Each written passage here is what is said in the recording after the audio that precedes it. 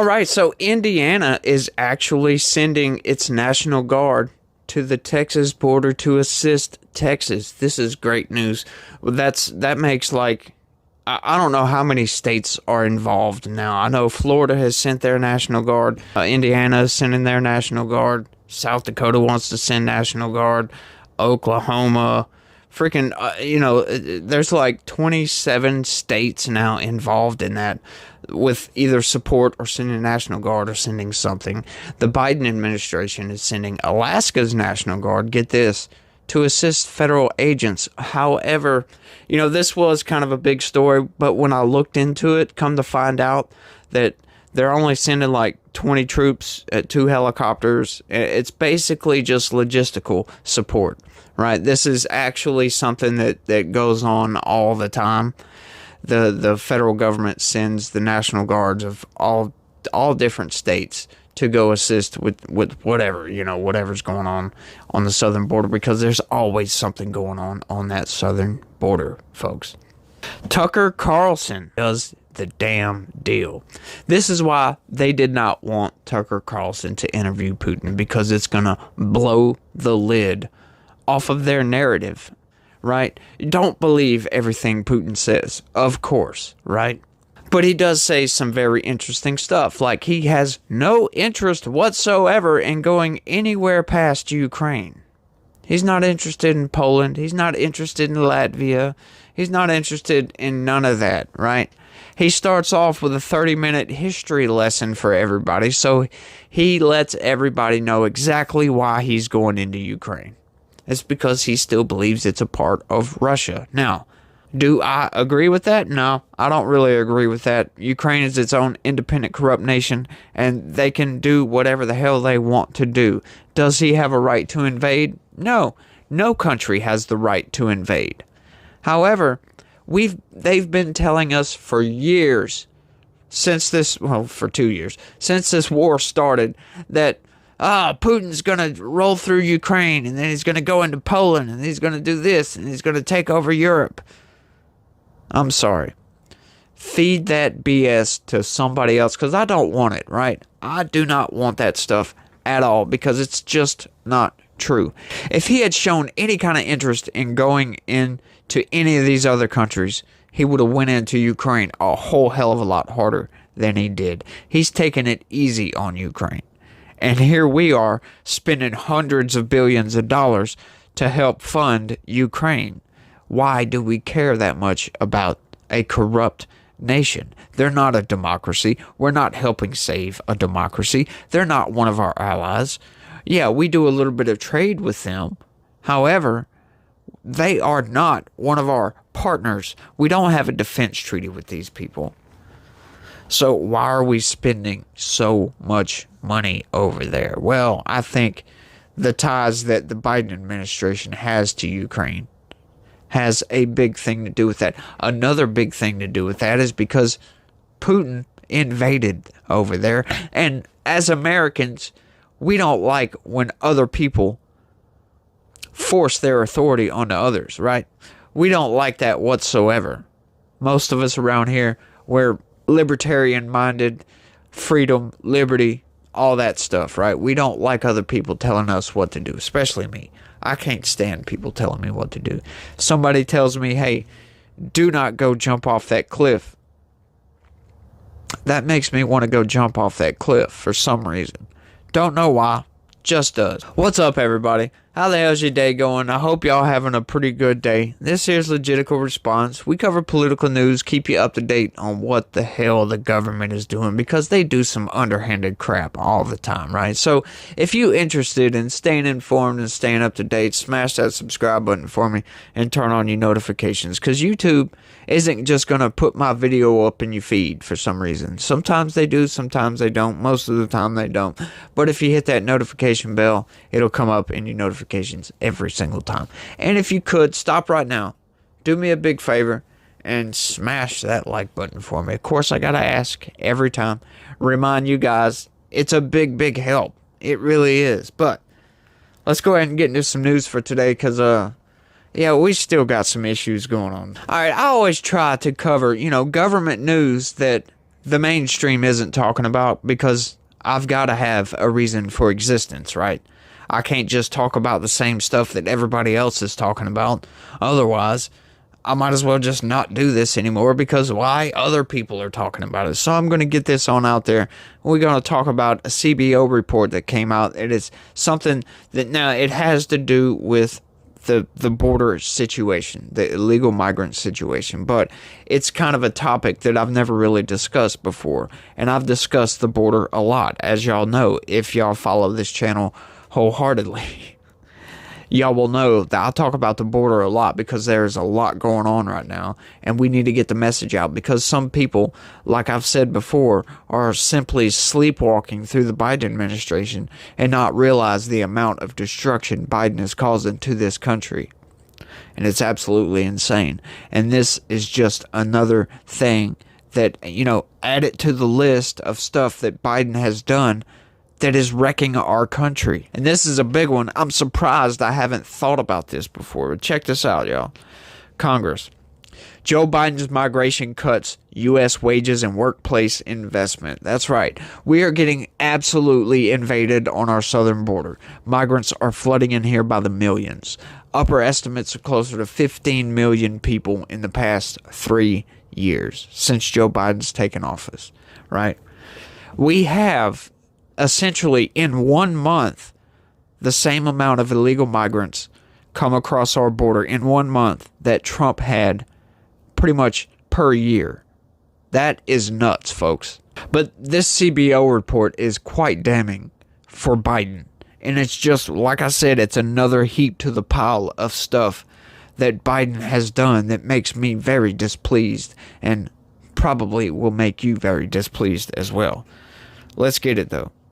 President Joe Biden's flood of migrants will force down Americans' wages over the next 10 years, says a report by the Congress Nonpartisan Team of Economic Experts, which is the C.B.O., or the Congressional Budget Office. They pretty much work through all these bills. These people do a lot of work.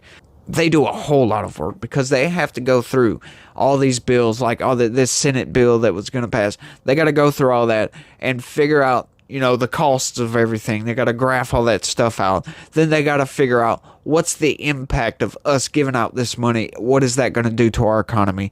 They put out some numbers, folks, that you would not believe. So hats off to the C.B.O. That's for damn sure. The Congressional Budget Office estimates that Biden's increase in population will put downward pressure on average real wages, said the report, which was released on February 7th. Average real wages are expected to be slightly lower by 2034 than they would be otherwise, the report said. The official report reinforces the vast evidence that migration shifts family wages and workplace investment toward Wall Street, real estate, coastal states, and government, while also diverting politicians' focus away from American communities. Yeah, it does that a lot, because now we have to worry about a dadgum invasion going on our southern border. So they got to get up there and talk about that. They got to write up bills for all this stuff. And sure, it pushes focus away from that. Corporations are going to get richer. Why?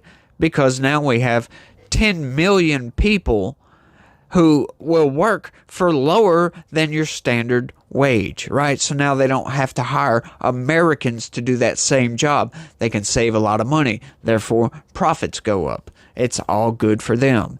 And this is a consequence coming from a party who tries to work for the small man, right? Joe Biden paying off people's college loans, right? It's like, what? And then he's going to flood the country with migrants, giving jobs to people that don't live here, who are not a citizen of this country, taking jobs away from Americans. It's America last policy. That's what the Biden administration is. The C.B.O. report optimistically projects Biden's migrant surge will be over by 2028. Hopefully it'll be over by 2025 when Trump comes into office. But it also predicts there will be no long-term recovery in Americans' wages as investors and government use the migrant labor to absorb a greater share of new wealth produced each year.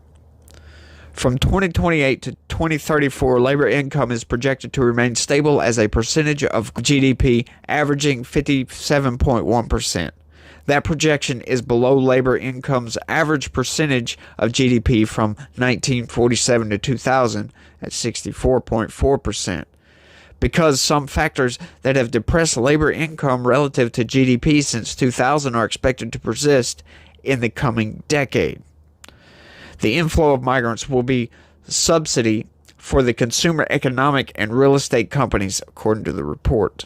The increases to C.B.O's population projections have raised projected consumer spending over the 2027 to 2033 period by roughly 2% or 1.4% of GDP, and raised projected residential investment, such as spending on housing, construction, and home improvements, over that period by roughly 10% or 0.4% of GDP, compared with the agency's previous projections. It's not looking good, y'all. Many small government libertarians praise migration, but the C.B.O. noted that the inflow of poor migrants will also help grow government at a much faster rate. And this is bad. We don't want big government, right? I don't know anybody in their right mind who wants big government. I know Democrats do, but are they in their right mind? Because you tell me, let me know down in the comments, outside of military action, what does the government do that you approve of, right?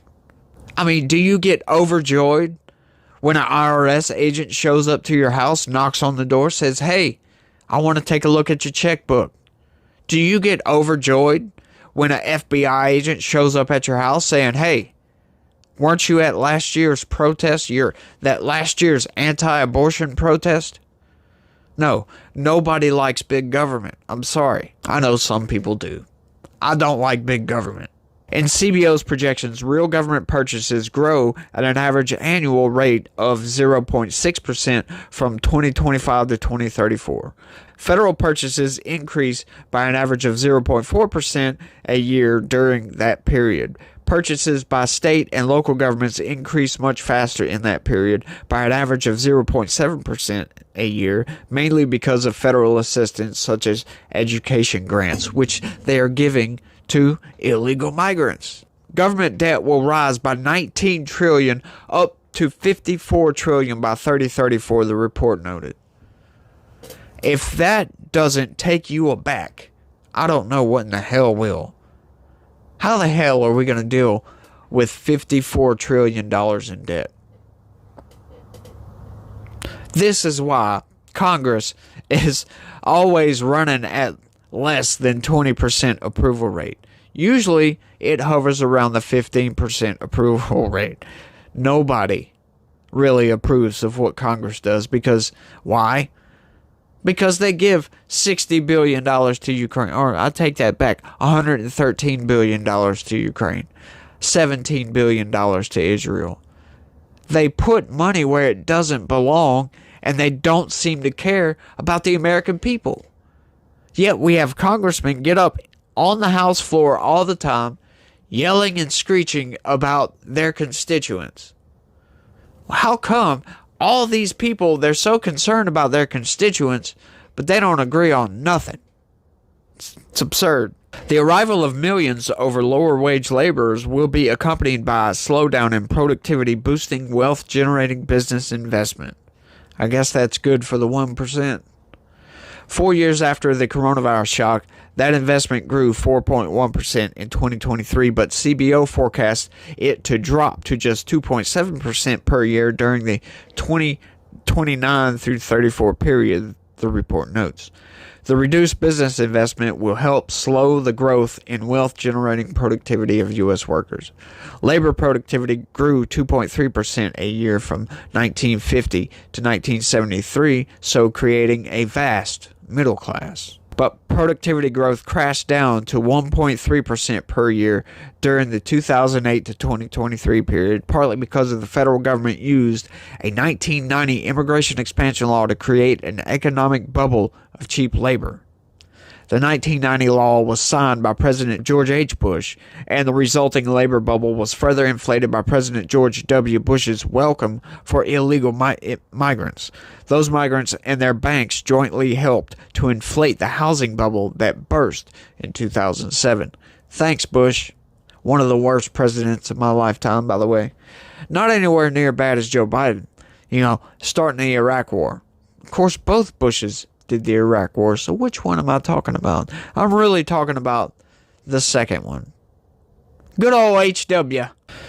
Biden's migration and labor bubble will slow productivity gains to 1.2% from 2024 to 2028, the report noted. The report explained how migration skews the economy. Increased net immigration is projected to affect average real wages through several channels. First, additional foreign nationals are expected to work in sectors of the economy that pay relatively low wages, thus putting downward pressure on average wages. Second, the projected increase in workers reduces the amount of capital, factories, and machinery per worker, which also puts downward pressure on average real wages. By 2034, C.B.O. estimates the three effects combined will cause average real wages to be slightly lower than they would have been otherwise. Thanks, Joe. Still, the extra population of roughly 5.2 million working migrants by 2033 will expand the overall U.S. economy, even as it also shrinks per capita income, the report notes. Greater immigration is projected to boost the growth rate of the nation's real gross domestic product, or GDP, by an average of 0.2% points a year from 2024 to 2034, leaving real GDP roughly 2% larger in the 2034 than it would be otherwise. Real GDP per person, however, would be 0.8% smaller in 2034 because of the increase in immigration than it would be otherwise in C.B.O.'s assessment. A larger economy grows the nation's pool of profits, which is good for people who own stocks and shares. For example, $1 billion in additional profits boosts the value of the stock market by roughly $20 billion. The multiplier effect gives companies an enormous incentive to hold down wages. For example, Wall Street stocks analysis can use networked computers to easily track the wages of Americans, such as waitress employed in Colorado diners, and to directly pressure company managers. Yet Democrats touted the report for its Econ 101 statement that migration expands the economy. Yeah, but if it's going to damage the worth of the dollar, essentially, if it's going to damage the amount you get paid, how does that help, y'all? How does that help at all if my wages are going to be the same 10 years from now? And yet, we've got loads of Congress, they want to increase the minimum wage. You can't force communism on people. It's just not going to work. It is actually completely nonsensical that we do not talk about the enormous economic blessings that immigrants and immigration represent to the United States of America. Rep. AOC told MSNBC on February 7th, yeah, you know what? We love immigration. The right wing loves immigration. You know what we don't like? Illegal immigration. That's our problem. Nobody on the right has a problem with legal migration. AOC. It's the illegal migration. The Wall Street Journal's columnists also rhapsodize about endless imported cheap labor. Holman W. Jenkins Jr., a member of the newspaper's editorial board, wrote on February 6th, "My pitch for rational policy begins with a refundable border deposit. Able-bodied migrants without criminal records or suspect associations would be allowed in after putting down say, $5,000. Profits would leach out of the people smuggling racket. The money could be used to fund border enforcement and services for the new arrivals and credited against future income tax liability and incentive for upward mobility and complying with U.S. law." Yeah, good luck with getting these people to pay us the $5,000 instead of paying the cartel the $5,000.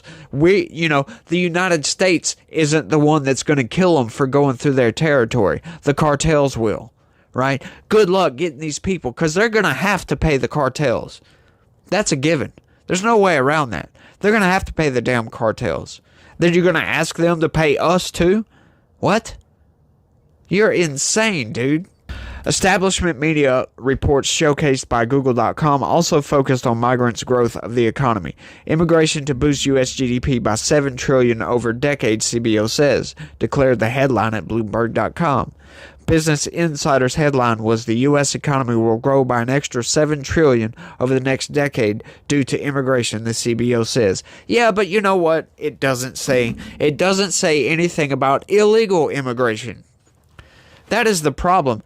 That's what the left-wing biased narrative machine loves to do. They love to say, oh, well, they're hating on migrants, right? No, we're not. We're hating on illegal migrants. Because if you break the law to come into this country, what does that say about your character, right? That you're willing to break the law to get over here. You don't care about the laws of this country. So why would we want you here? Right? It's causing major problems. Nobody cares about migration. Legal migration. Come one, come all. Do it the right way. But we're up in arms over illegal migration because they're trying to do an end run around the system. They're trying to skip the line. Come over here illegally. Break the law to get over here. They've got to go through the cartels to get here. And it's just absolutely insane. It floods these cities and puts a strain on their economy. It puts a strain on their resources. And they can't handle it. They can only handle so much at one time. You know, migrants come in, they usually come over here with a plan, right? They'll rent a house, they'll do whatever. Illegal migrants, most of them don't have a plan like that. Most of these people are economic migrants looking for a better life. You know, it's hard for us to turn away somebody like that. But when you decide to break the law to come into this country, we have a problem with that, especially when there's millions of these people coming across. Right? Like, nobody had a problem with migration under Trump because the numbers were, we could handle that. You know, we can handle 300,000 or 400,000 illegal migrants per year. We can't handle millions per year. That is just absolutely insane. And y'all let me know what y'all think about all this down in the comment section. This C.B.O. report's kind of crazy, man, and it kind of pisses me off because this is going to deeply affect my wages, right? Because I work in construction. Most of these people coming over here, that's what they're going to do, work in construction. So that really cuts into what I can make. Now I've got to fight harder and work harder if I want to get my wages raised up, which there's no guarantee that it's going to be able to do that. My boss has his, profit margins. He's got his overhead, all that stuff. He can't pay me more if he's not making more. He bids on these jobs, but if you have a company that hires double the amount of employees that can get it done faster because they're illegal migrants, you just can't keep up with that. There's no way you can outbid a company who's going to double up the amount of people they're going to put on a job because they're paying them a whole hell of a lot less. There's just no way to do it. It's going to put businesses out of business. It damages our economy. But like I said, y'all let me know what y'all think about all this down in the comment section. And that's all I got for this one, y'all. Sorry I rambled on for so damn long, but you know how I do. Tangent news. Gotta keep it going, man. But thanks for watching, y'all. And y'all try to have a good one and be positive. Peace.